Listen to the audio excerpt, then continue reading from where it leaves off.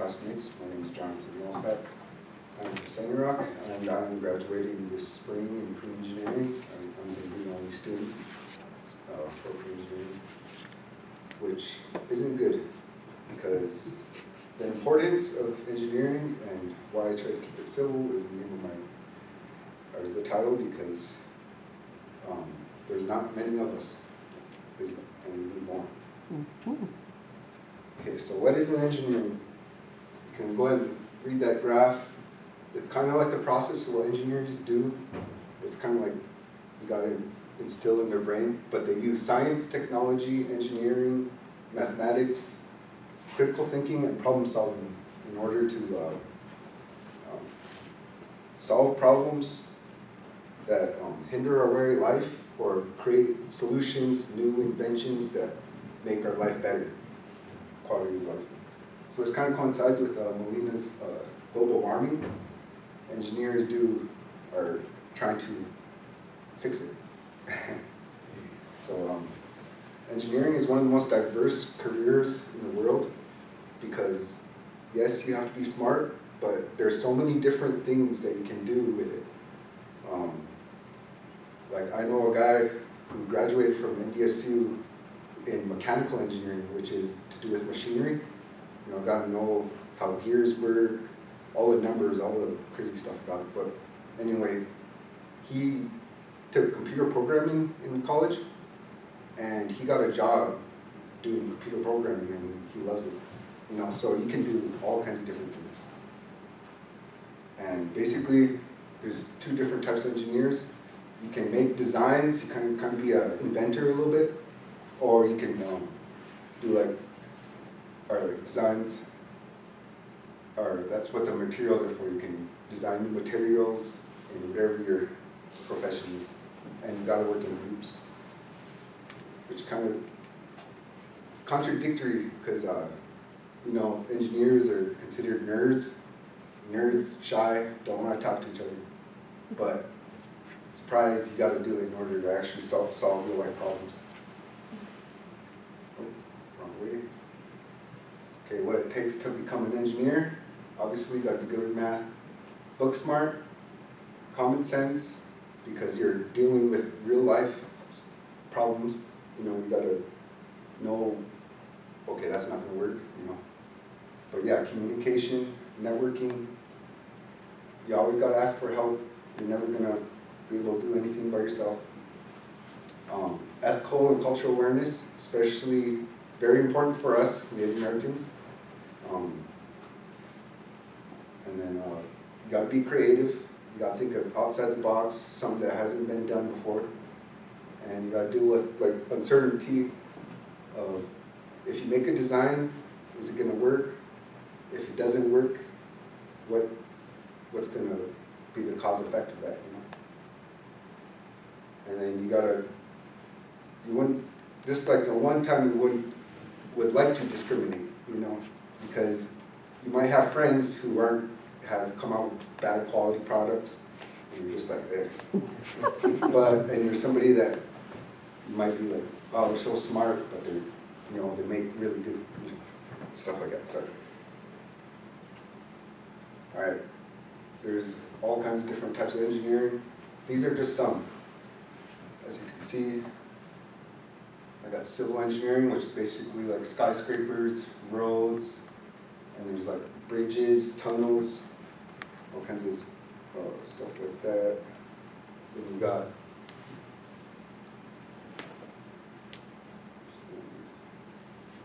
I'll just go with this. Mechanical, like I said, deal with gears, machinery.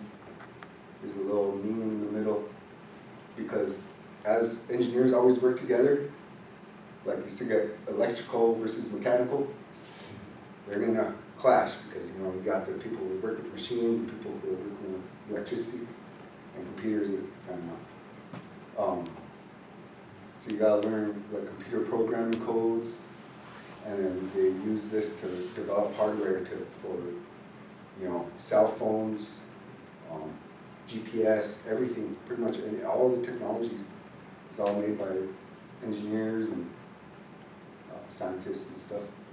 And then you got chemical engineering, They deal a lot with water treatment plants.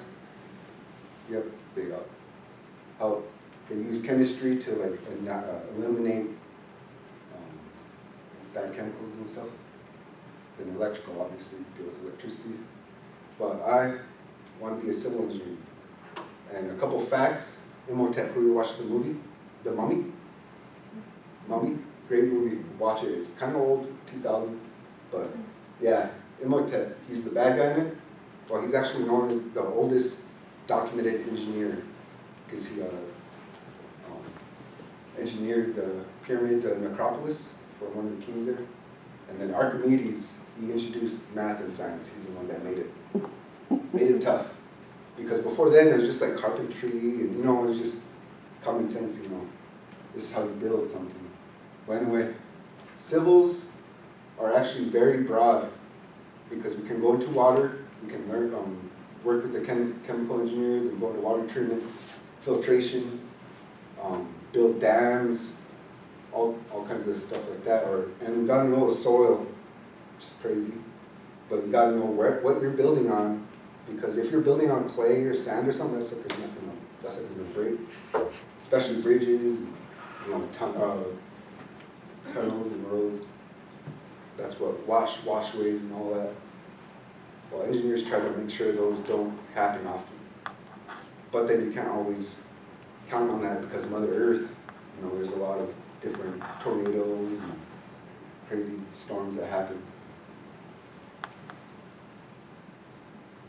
And civil engineers deal great with sustainability to better the life, which use wind turbines for energy, solar panels, electric cars, and surprisingly, artificial intelligence kind of helps out a lot with that, because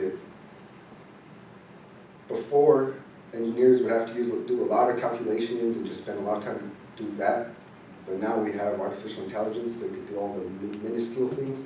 So now engineers can think bigger, and hopefully solve a lot of problems in the near future. But one thing I had fun with is I did a summer internship at NDSU this past summer, and we went to a place called Houston Engineering, and they used drones to survey roads and the landscape. Awesome, because they use lasers instead of pictures. They're like pictures, but they're lasers, and they actually measure how far each little crevice is on a road.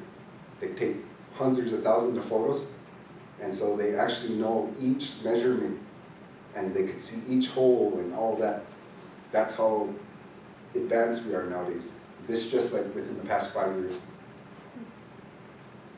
But that's something I kind of want to work with drones, that'd be fun.